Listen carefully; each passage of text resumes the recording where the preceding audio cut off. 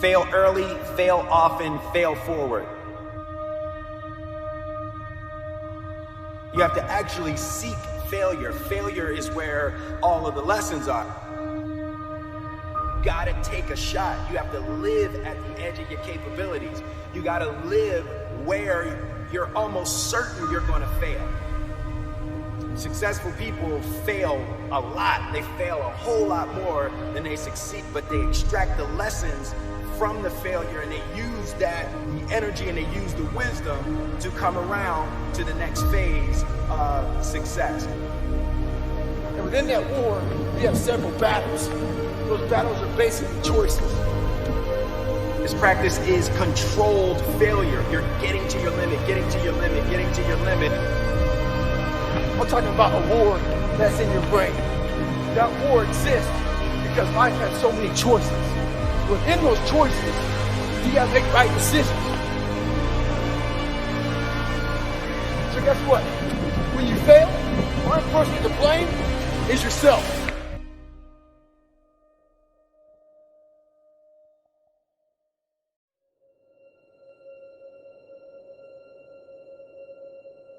And recognizing that one of the best things we can do for everyone, reminding them that it's true, that being happy is the best way to elicit change. If you haven't made it fun, if you haven't made it cool, why would anyone take the curriculum from your school on how to live life? I would think twice from listening to the person who goes back home and hates their job and hates their relationship and really wants to get out of everything that they did for the last 10 years, but hasn't yet found the strength within themselves to do it. See, we think our mind's job is to make us happy. It really isn't. It's to make us survive. And how we survive is every time we say something that would kill me, I'd die if that happened, the mind goes on red alert to stop it happening. Because your mind will always remember what hurts you, because its job is to keep you alive by making sure you don't get hurt. But it doesn't know what hurts you until you say, that last boyfriend broke my heart, shredded it to pieces and jumped on it. But we tell ourselves all this crazy stuff and then wonder why we feel so crazy. When all we have to do is tell ourselves better stuff. Your awareness is like a flashlight. You can direct your awareness to wherever you want. Right now, most of us are shining the flashlight of our awareness on what could happen. When is all this going to end? What will happen to my job? How about my finances? What about my loved ones? Will I become sick? So we're shining the flashlight of our awareness on all of the things that could happen. You have a way out.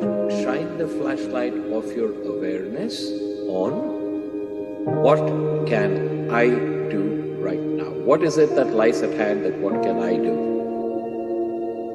We know that you grow in strength in proportion to your willingness to voluntarily confront sequential challenges. Okay, so we know that if you optimally challenge yourself, you develop. And then the question is, well, what do you develop into? And the answer to that is something like, well, you develop into what you could be. And the question is, well, what could you be? The answer to that is something like, well, you could be the full revelation of your potential. At any given moment, there could be calamity or tragedy. What I can't see, the unknown, is fear in me. Because we project into the unknown based on our past experience.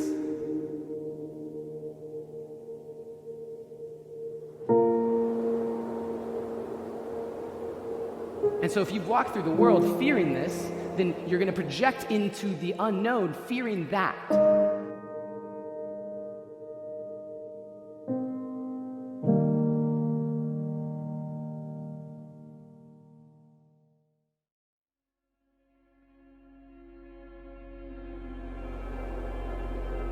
Life is C between B and D. Life is the C between B and D.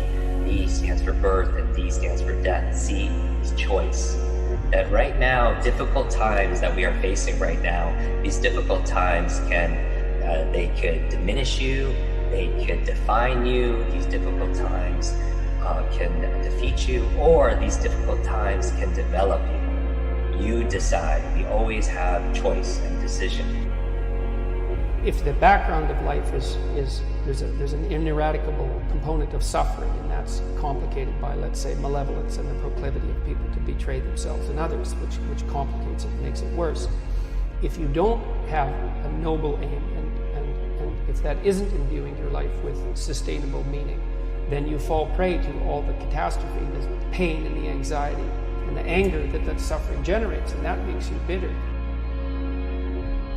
It's our words that really affect our reality, partly because, and it's such an easy thing to say, every word you say is a blueprint that your mind, body and psyche are working to make your reality. This happened to you, it wasn't good. This happened to you, it wasn't good. This happened to you, it wasn't good. Fix it, fix it, fix it, fix it. That will never go away unless you fix it.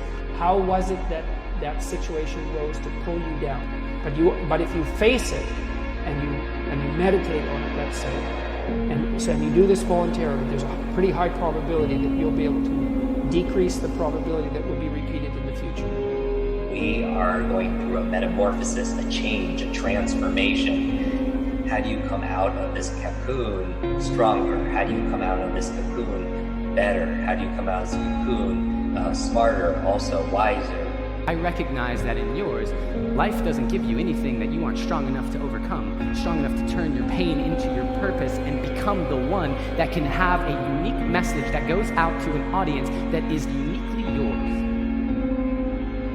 who wants to hear your voice, wants to see the choice that you made to overcome the same types of behavior that they experienced, so they don't feel so alone. You are who you've been looking for. So stop looking for more unless you're looking in a mirror, because it's about time for you to see clearly that you are who you've been looking for. You see, we live in a consumerist society, which means they need you to buy stuff. And the easiest way to sell it is to tell you you're not enough. Treat yourself like someone you love. Treat yourself like someone you love. You are already enough. So start today. Take a good long look in the mirror and say, I am who I've been looking for.